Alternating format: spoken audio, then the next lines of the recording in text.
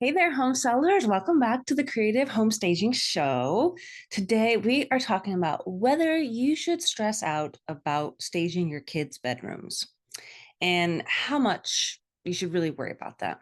But before we get into that, I really want to get you up to speed on some staging statistics and home seller and home buyer profile statistics that I found that I'm going to share the link with you in the show notes. So if you're interested in looking those up, you can definitely take a look. But before we get into should you stress over it, let's go over some statistics. And I know statistics can be kind of boring, but they're really kind of important to help set the stage as to what you should really worry about. So let's start off with statistics and facts. So my sources are the National Association of Realtors. They have profiles that they've written up every year. And I'm looking at the 2023 profiles for home buyers and home sellers. And then there's a home staging one too. So with times that are changing, things are different. People are moving back into their homes or staying in them. Things are changing just a little bit. So I want to make sure that you are aware of some of these things.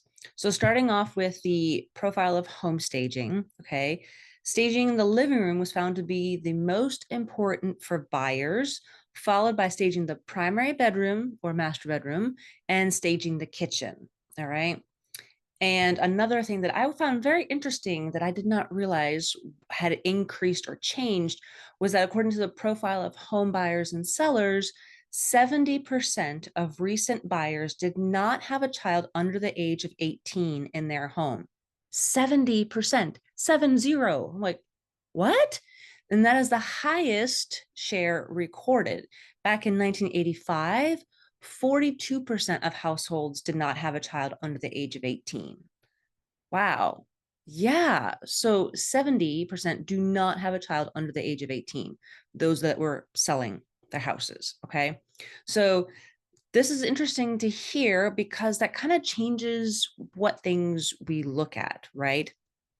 And when it comes to staging certain rooms, we know this helps us know which ones to focus on. And as you noticed, as you heard, the kids' bedroom is not one of the top three, top four rooms to stage, right? So the most common rooms from the profile of home staging said that the living room was 91% staged. The kitchen was at 81%. 81% would stage the primary bedroom and the dining room at 69%. So those are the four most important rooms that you need to stress over and worry about. Okay. Notice it didn't say kids' bedroom or spare bedrooms. They're lower on the list. Those are not the ones that you need to focus on, as much. So what are we going to focus on?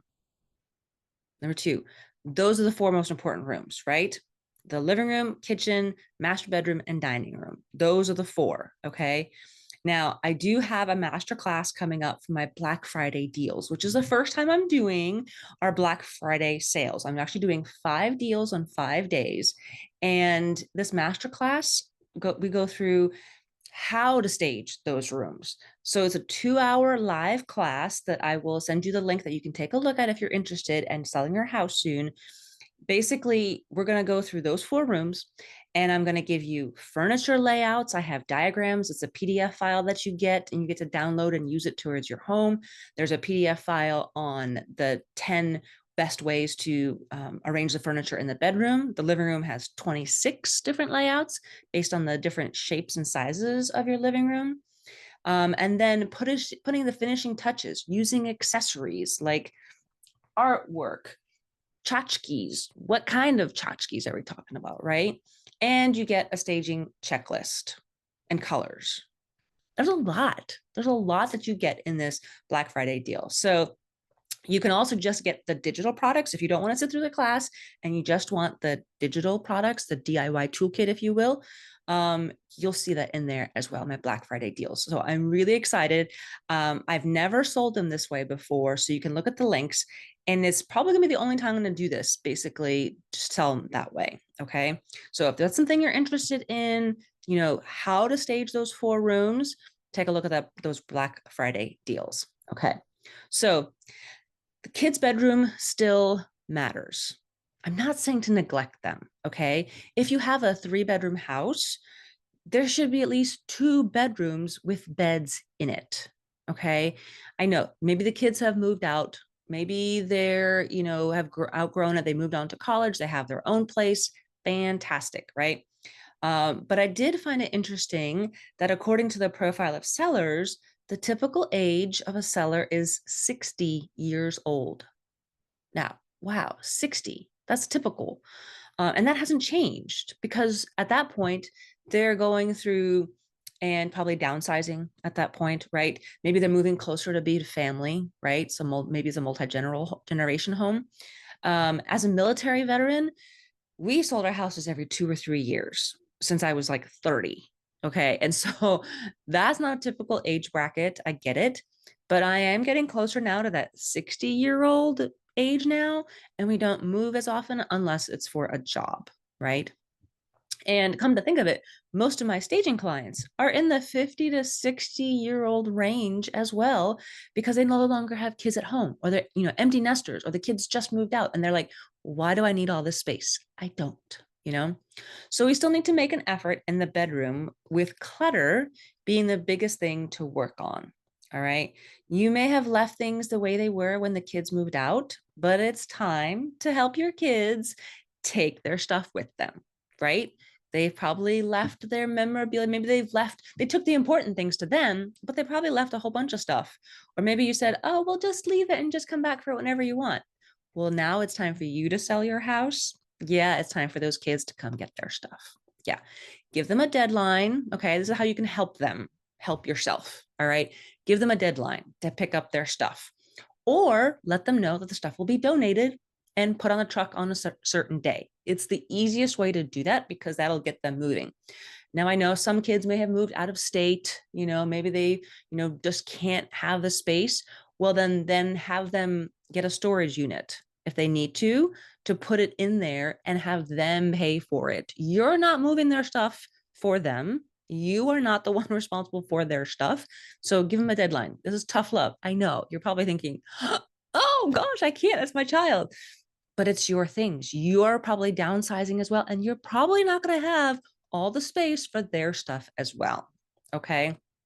Um, According to the National Association profile of home buyers and sellers, senior related housing increased this year, that was 2023 when this was done, to 19% from 7% the previous year for the buyers who are over 60, right? So they used to just stay in their house. Now they're actually going to senior related housing, whether it's a smaller community, maybe it's a home, maybe because they need extra medical care, that kind of a thing. So, and of those, set with 17% of buyers typically purchasing condos and 12% purchasing a townhouse or a row house. So again, they're downsizing. So your kids' stuff really needs to go. All that clutter, all their memorabilia, their trophies, their treasure boxes of pictures. Yeah, those need to go to your kids if they want them, or you just donate it, or it goes in the trash. Help them help yourself. Okay. So, with those stats in mind, help yourself by minimizing those items in your kids' bedroom to just the furniture, right? All their personal items, like their clothes. Did they leave clothes in their closet? Mine, my college age daughter, yeah, she did. Memory boxes, pictures, souvenirs, those need to go to your kids in their new place.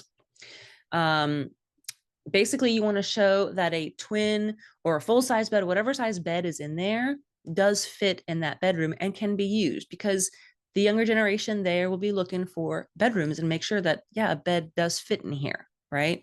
And basically, you show put the bed in there, get some nice bedding, and not overcrowd it with other furniture. And please don't use that bedroom as a storage room for just stuff to just collect. Because number one, if you are downsizing, you should just be getting rid of it anyway. You should be donating it, selling it, have an estate sale, something, yard sale. Just start getting rid of it because you don't need it. You can't take it with you anyway, right? Okay. So like I said, my college daughter, she is in college. She has an apartment. Now, I know some kids are going to be in dorms for a while. They can't store all their things. That's fine, right? But my college age daughter, she does have an apartment that she shares with some other girls. She did leave some personal things in her room, but it's not much. She has done a great job of cleaning things out and taking the things that are precious to her. Um, but what she's left behind are things that could fit in one or two boxes, not 10 or 15 or maybe more, depending how much stuff they have, right? So that way you don't have to worry about it. Let them worry about it. Okay. So if you do need some staging help, I do offer a free guide on how to start staging your house now. I share 10 staging tips. I share how to influence buyers and the best home improvements you can do to sell your house quickly. And I'll leave that link in the show notes. It's called How to Stage Your House Now, starting now. So get yourself that free guide if you're interested in doing that. Okay. All right, let's move on to the moving tip of the week. This is my favorite new segment. I really love this because you're moving, right? So, one of my biggest tips that I use basically every time that I sell my house, which is every couple of years, is that I hire a cleaning crew to get the house cleaned before an open house. So that basically once they clean it, you can just keep up with it afterwards. Like they'll do the hard scrubbing of the showers and the bathroom, and maybe what you weren't so diligent in cleaning that kitchen, the stove, and things like that, right?